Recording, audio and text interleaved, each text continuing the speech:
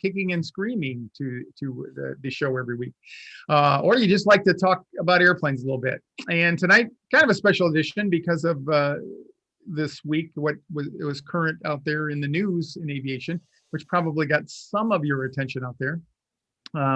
We got good old Captain Eric and our standby crew here, and Diane Hansen, along with Dieter Staudinger. And there's a guy down there in the bottom, the Captain Nat, and he actually flies a 777. He's in his bunk on crew rest now, so don't wake him up. Yeah.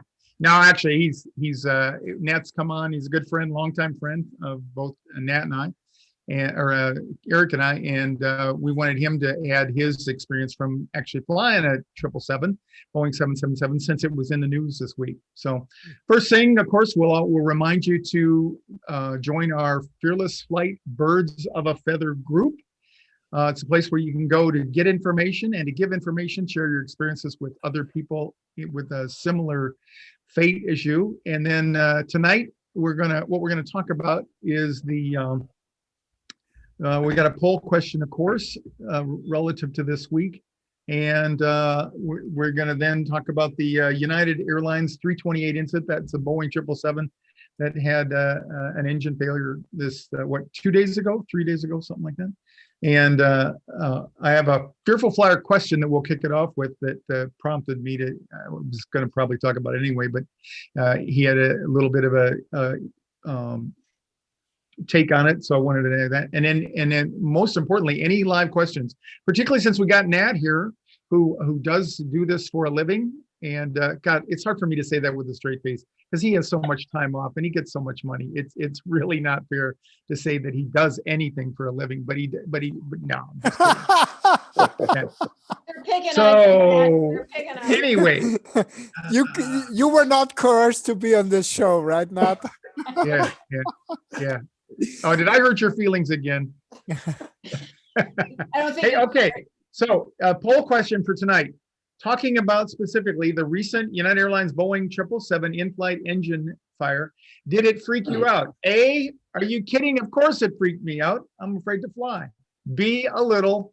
And C, nope. I had a moment and then took it in stride because I'm flying fearlessly, which is the whole goal there. So if you would just leave your answer in the remarks there, and Dieter will take a look and give us a tabulation by the end of the show here. Let me just real quick before we jump into the next slide here, I just wanna do a couple shout outs to Elaine. Hey Elaine. Elaine was very helpful in bringing us information for the story, so thank you for that. And then also Oliver, hey, how's it going?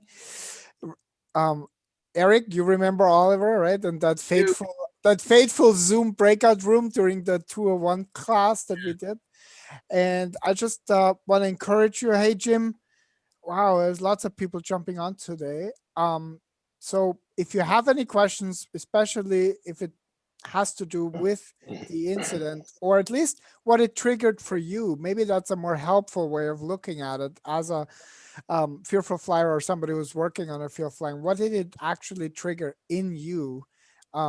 Reading, hearing, watching the stories, and there were some crazy pictures. So Ron, we'll have a little some tips for you at the end here on how you can treat incidents like this.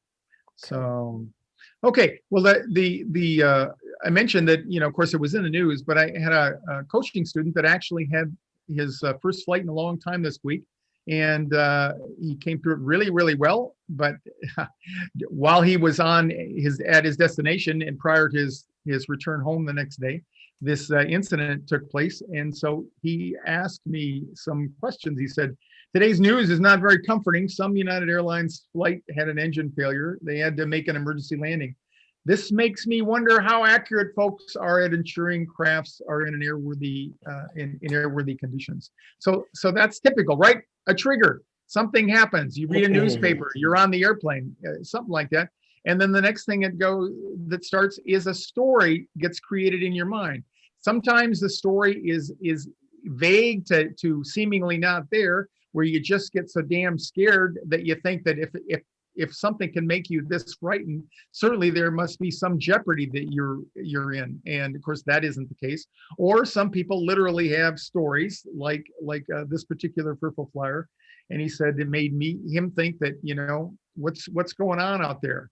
And we just had done coaching and he had the Fearless Flight kit with him. We listened to the harmonizer. So he just got himself all prepped for this and was doing really well.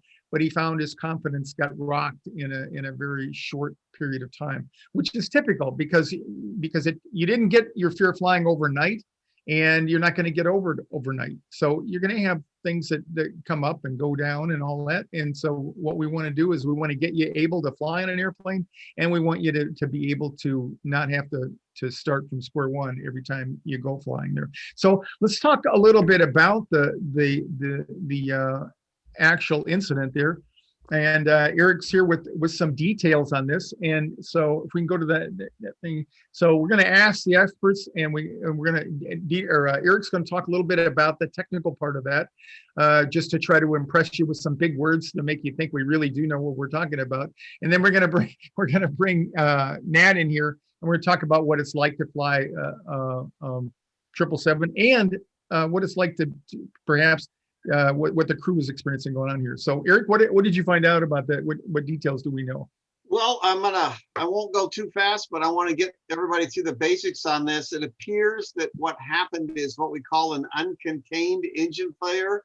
And the news people have been using that phrase. That means parts, just like in this picture, came out of the engine and went somewhere other than attached to the airplane, which is very worrisome to the people operating the airplane, the FAA, and particularly people on the ground that want to mow their yard. So that's a more serious sort of investigation. And we're going to make a couple of assumptions here. We don't know anything until the NTSB is done and may not find out all the details for a year or so. But we know that we think we know that they had a fan blade more than one crack or come detached. And that actually happened on a Japan Airlines flight in December, and a United flight early in 2018, which is more than a statistical aberration. So when you say it happened on those flights, what you're saying about same airplane and same model engine, right? Because it also happened. Remember what is it coming up on 2 years ago with Southwest, where they had yes, but okay. That was not this engine. Same idea, not this engine, but that was. Yeah. This incident happened with identical engines. And as I said, it appears there was a detachment. What will highly likely happen on the inspection is they'll ground these airplanes and start looking for what's called fatigue cracks, which are stress lines that occur on an area that is continuously and cyclically loaded in the same exact place or along the same exact line, causing a failure there. And what the inspectors will probably do to start with is just an ultrasound, like a person gets. They'll clean off the fan blade. They'll look with their eyeballs because they're pretty smart guys. They can do this with the engine mounted on the wing, but detach the fan blade to the hub. And then they'll smear gel on the blades and they'll give it an ultrasound, and patterns revealed by the ultrasound can show where there's beginnings of cracks or stress lines. They have a second. Or it's a boy or a girl. Yes, either one. They can tell the sex of the baby with that, and then go further. If that doesn't work, or if they get an indication there's a crack there, they can run electrical current through there, and the eddy pattern in the electrical current will show gaps where there may be a crack. So they can look at these airplanes and say, hey, are they flying around in this fashion? That's answer number one to know. And answer number two is probably, depending on what the results of all these inspections are and what they find, the inspection intervals on these blades will be greatly reduced so that you can see and find and catch that before something like this happens. Right now, the only operators with this engine are United, Japan Airlines, All Nippon, and the two Korean carriers, Korean Airlines and Asiana, as far as I know, other than freighters. So not the whole fleet, but there's guilt by association when you have a 777 and this engine is attached to the wing. People have a hard time separating that when they see pictures like that. So that's the quick and the dirty of how people will look and try and find these answers. Okay. So hey, Nat, welcome Sure. back. You came and were with us. I don't know, what, 3-4 months ago, maybe a little bit That's longer. about right. Yeah, and welcome. We wanted to recreate most of where he spends his time on a long flight. Nat's somebody who flies long distances. You've been to Hong Kong? I mean, you've been to London. My God, Tokyo. you're a world flyer. Yeah. And so anyway, so we wanted to recreate his thing. So he's simulating the crew lounge where he goes to sleep right after takeoff. So we wanted to feel right at home here. All right. So these guys, when I saw the tape, it said that they were just climbing through 13,200 feet when they heard this loud bang out there. What would that be like, Nat? What are you doing at that point in time? Who's flying and what's going on? Well, we take turns flying. So one of us would assume our duties of flying the airplane, heading airspeed and altitude, as we say when we were kids, but then the other guy would run the checklists and such. And at that point in time, it may not even be really hand flying it. You might have it on autopilot, but we refer to the guy flying as the guy who's in charge of monitoring the autopilot during that phase, right? Absolutely, sure. Yeah. Absolutely. And he's prepared to hand fly the airplane at any time. And Yeah. he may actually be doing that. I've noticed in this fleet, a lot more of us like to hand fly the airplane longer and more often than we did in previous models. It flies very, very nice. It's magnificent, actually, and it's super stable, and it's a delight to fly. You know, I saw your question earlier about, you know, would you answer it A, B, or C? And I have to say I have to answer that C. I'd say no, but I would have a moment, you know, where I was like, this element of surprise, like, whoa, this is really happening. And we trained for it in this simulator constantly. And a part of me was truly jealous that he got to do that. They got to do that in real life and take it back to the airport and land safely, of course. But I used to always say that when it gets interesting for us, it gets terrifying for everybody in the back. And so they would just like to have it just, you know, they'd like to have us board up there most of the time. So yeah, absolutely. I got a couple questions. The first one is from Gilbert, and that's just a simple question about how did Boeing come up with the naming convention 747, 757? So Gilbert wants to know, is that any way related to size or what's going on with that? I don't know which one of you wants to jump in with that. Well, we'll all make something up and then. All right, that sounds excellent. Yeah. Well, and Eric, you might know more about that, but basically the Boeing airplanes, they started out with a 707, and then they made some modifications. That was the first era of all jets. There was a company called Convair that made their own version of an airliner, but basically Boeing came up with the 700, and then they modified that. They put bigger engines on it and some other mods, and they call it the 720. But then down the road, then they just stuck with it, and so they went from the 707 to the 727, which was one of the most popular airliners of all time. Then the 737 came out, and that was over 60 years ago now. And then some of you may recall when we talked about the MAX, which is back in the air now. We talked about how they made modifications, like the Boeing 737 is probably, God, how many mods on that? You know, 10, 15, you know, so we had a 737-100, -200, -300, and basically they were the same kind of design, although then they started stretching it, putting a few passengers in there. And then the engineers said, well, we got to add a little more wing. And then somebody said, well, we got to add a little more engine on it. And then we got all the way up to the 737-900 MAX. But even before those, we had other variations, the 747. And you would think that maybe as they were getting bigger, but the 747 was the granddaddy of them all. And then they went back to the 757. My understanding is that the numbers happen to fall in the order, in the sequence in which they were designed, you know, came off the designer's table out there. But they all had a mission for which they were designed. 737 was short haul, and 74 was the early days of international, getting as many people in there. Anything you guys want to add on that? There's no real convention. It's up to the company to name them however they want. So I like your answer. When they started with sevens, they were kind of stuck and they only had one way to go, was up. yeah. And so Okay, again, that's awesome. Do you have another one? Derek, yeah, but I think we're gonna I can't remember, to be quite honest. Let me just pull this up here. And so you have to help me here. Did we just before the show talk about that it's not a Boeing problem, but it's actually an engine problem, or did we already mention that on the show? Because Deborah McDonald's, she says, well, why did they ground all the planes?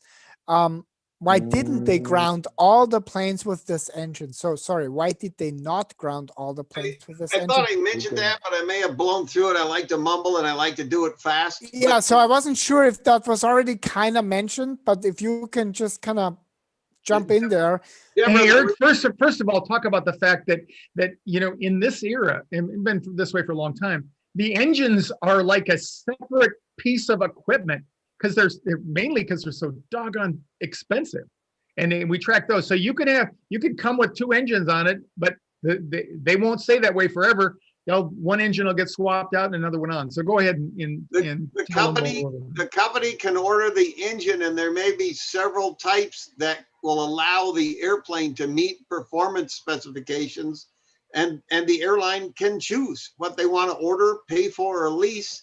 And the engine we were concerned with just this time was the Pratt & Whitney 4000. Other engines that are available on the 777 are the Rolls-Royce Trent, or the GE, one of the GEs, and I don't remember the model number, but many of the other airlines are operating 777s with either the Rolls-Royce Trent or the GEs, and they're only concerned with airplanes with this model of Pratt engine on it at the present time. Okay, all right. Can we move back to this, Dieter? And we'll there's one more question, but we can leave that question. I'm just gonna throw it out to you guys. Basically, because we never really talk about the Boeing 777, if Captain Nat could kind of like give us a rundown what that's like. So what do the captains do on like a massive, plane like this? So we don't have to answer it right now, but yeah, let's talk about this. We'll just recreate what happened that day. So Nat, first thing that happens, you hear, obviously they reported a loud explosion. Actually, there were two of them. They figure one was the blade separating, and the other one was the debris hitting the airplane as it departed there. So you talked about checklists. So what we talk about in the sim, when we have a problem like that, can you see the engine from where you're at? Of course not. No, so you're up there like in a simulator, right? So what's you holler out when something goes wrong, or you get? We just identify the problem. Okay. And then we agree that we're identifying the correct problem. Okay, and how would you identify something like this? You think what kind of indications would you be looking at? That sounds like an engine fire to me. Is what it would be indicated as. Absolutely. So you might have an actual indication on the fire warning system. Absolutely. Right. Absolutely. And talk about you got EGT, right? Yeah, so you could the temperature, exhaust gas temperatures. Yeah. Yeah. And you'll have fire lights, big red bright ones that you cannot miss that have to be addressed. And an annoying sound. Yes. Also the fire bell. And so we'll address those issues. And in this particular airplane, it has an electronic checklist system that prompts you in order to do exactly what it is you're supposed to do. There's no... Get out of here. Who would have guessed? Yeah. It even tells us, left side, right side, number one, number two, however you want to address it. But it's very specific.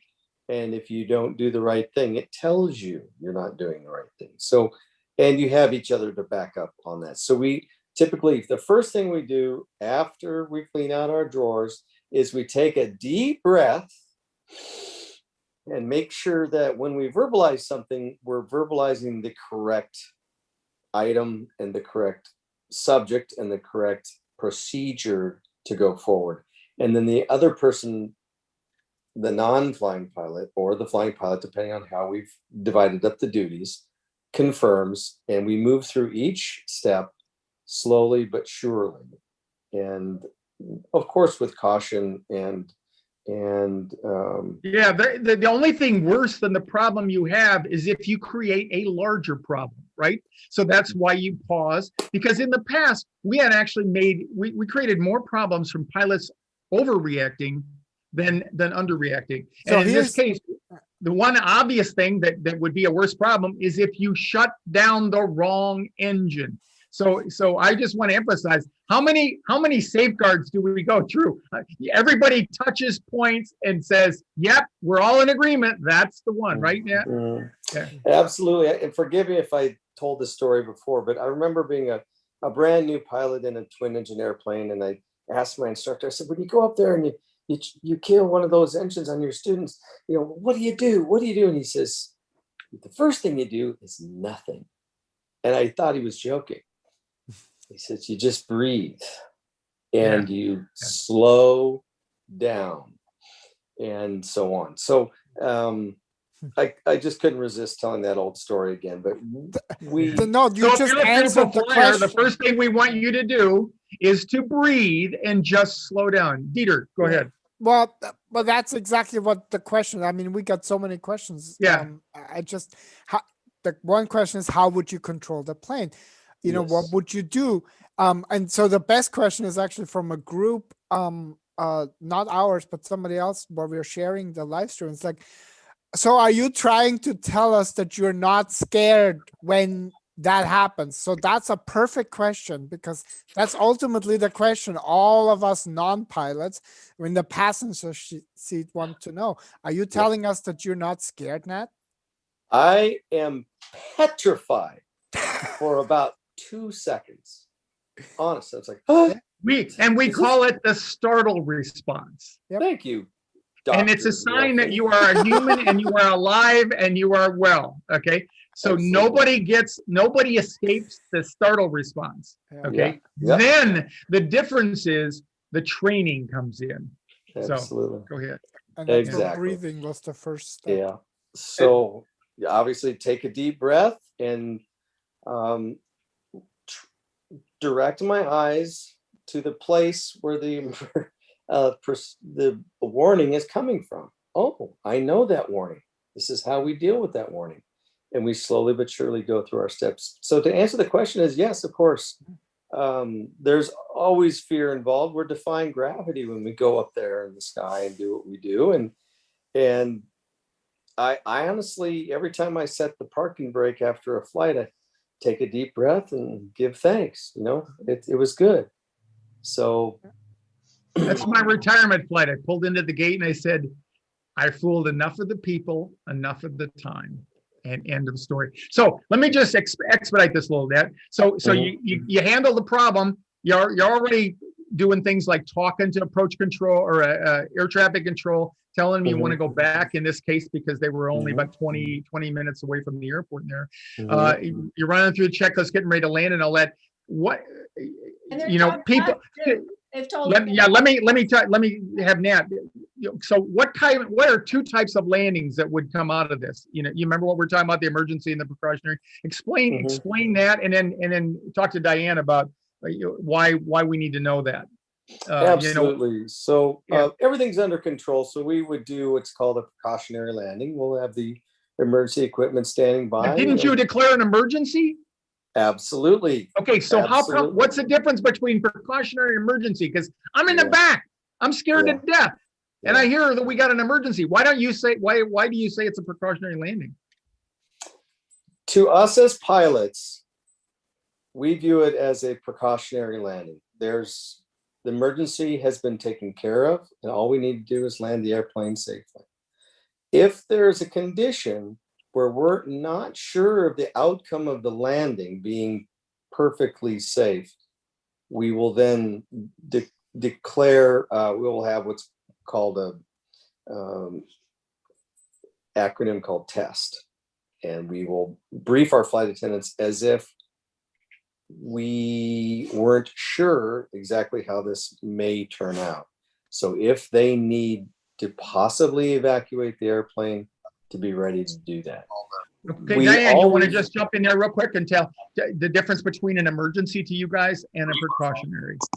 Right, what Nat said with regard to evacuation, an evacuation, whether or not we're getting out using the slides, whatever, versus the precautionary, their terminology, or an expedited deplaning, which means we are going to land fine, we are going to get to the gate, everyone is going to deplane the aircraft in a normal fashion, but very quickly, leaving everything on board. And that's, I'm assuming, the kind of landing that this particular flight experienced, that it was not an emergency. They didn't land on the runway. They didn't blow the slides. They didn't have to do that sort of thing because the pilots had it completely under control. They were going to have a safe landing and be able to get to the gate. It's just that everybody, as he said, you have that startle response, and then you take a deep breath and you go through what is the next step after. And the next step for this landing was getting everybody off the aircraft in a relatively speaking normal fashion. And Nat, what are you going to be saying to the folks in the back, if anything? Well, I'm going to verbalize the obvious. I mean, it's obvious we lost an engine. So we're going to try to just acknowledge that and just say, hey, we see it. We understand it. We're taking care of it. We're going to turn back to our airport of origin, and we're going to go back and land safely. And you'll get off the plane just like you would have. So just know that we have everything perfectly under control. We train for this virtually several times a year. And Right. And in great detail, right? I mean, it's the thing about being a pilot is we spend 99.9% of our time practicing things that we will never ever see in our career. And the other thing I was going to add to that is I always encourage pilots, and I tell our audience out here that what I always said was, if you can, remember to say something reassuring. So even with an engine shut down, everybody's going to be aware of that. In this case, because the cowling was separate and all that, I try to remember to say, to you, this may be an absolutely unexpected event. To us, it's a normal landing from this point. And the only thing that you will know, other than the obvious damaging you might be able to see, is when we land, there's going to be some fire trucks probably rolling by. So anyway, so let's up the ante here. Eric, jump in, because I know that you flew a lot between the mainland and Hawaii. So the next question obviously is to escalate this whole, oh my God, we're all gonna die thing. What happens if the same thing happened over water? So that's the question. So if you weren't close, so that's number one. What if the same thing happened and then maybe to both or all three of you, what if both engines fail? Like, that's always the big one, right? So and I'm going to give our 2-minute warning here, because we're approaching the time so here. we're gonna wrap it up with those couple questions. And Ron, if you want to just kind of tie the bow around it. And Eric, you can squeeze in your extra minute too. Oh, what a guy. Jim Duke will be happy. Yeah. So Jim was the the concern. first deal that you and Nat were talking about in great detail, precautionary landing versus emergency landing, and the people are asking about emergency. Well, the axe between those two is, yes, Nat's going to go make a normal landing except for on one engine, it's precautionary landing, but he has declared an emergency with air traffic control just for the purposes of getting priority handling, making sure he doesn't get a tour in Nebraska. Everybody else gets a tour in Nebraska, and he can select the runway he wants, how much time He wants to take. And what you mean by a tour of Nebraska is they don't do any unnecessary vectoring, taking us out there. We want to go to the airport and we want to land. It's called cutting in line. If you cut It's in like Yeah. it's his 21st birthday. It's all about him, and everybody else has to wait. Right. That's the emergency with ATC, but to him, it's just a non-normal procedure. So I just wanted to clarify that. Okay. On the way to Hawaii, that's an even shorter answer. That actually is well planned for, which we've talked about in detail in terms of alternates, what altitude we can hold, what the fuel consumption is going to be, and everything else we're going to do. But the decision is relatively easy because there's only two choices. We're going to keep going or we're going to turn around. And we have what's called an equal time point, a point in time where it's exactly the same amount of time to keep going or turn around. And if we're in front of that point, we keep going. And if we haven't reached it yet, we turn around and go back to the mainland and land somewhere. It's just those two options. And Nat, when you're going to Hong Kong, how many places can you have you got along the way? I mean, a lot of people think there's nothing but water, but is that the case? There's dozens, absolutely, or Yeah. at least a dozen, and we Yeah. evaluate each alternate for what its value is to us. Does it have good medical facilities? Does it have a long runway? How's the weather down there? You know, if we have someone on board who gets sick, where's the best place to take them? How sick are they? How, you know, we have to kind of weigh those options versus if we lose an engine, we need to put this thing down anywhere safe now. So constantly evaluating those things. Then there's plenty of places to go. Absolutely. So to do this wrap, you know, the point we wanted to make tonight for all of you is to once again tell you that this is not your problem. Okay. And to go back to my coaching student, he made a statement, you know, hey, if maintenance was trustworthy, incidents like this wouldn't happen. So one simple thing you can do is ask yourself, is that true? Well, you don't know that that's true, you know, and when you find that out, then I say, ask yourself, when I think this, what's my life like? Well, it sucks, basically. So you've got to change the way you think, which is our theme to all this. And as Nat and Eric and Diane have pointed out, flying does have risks to it. Nobody says that it's not risky, but it is the safest way to travel on the planet, including walking. Okay, you can't get any safer than an airplane, and the reason is because of the way we manage the risks. So, like, I wanted to make sure that Nat talked about that and Eric as well. When we're over water, we don't care because we've already talked about that in advance. It doesn't. I mean, I don't want to say we don't care.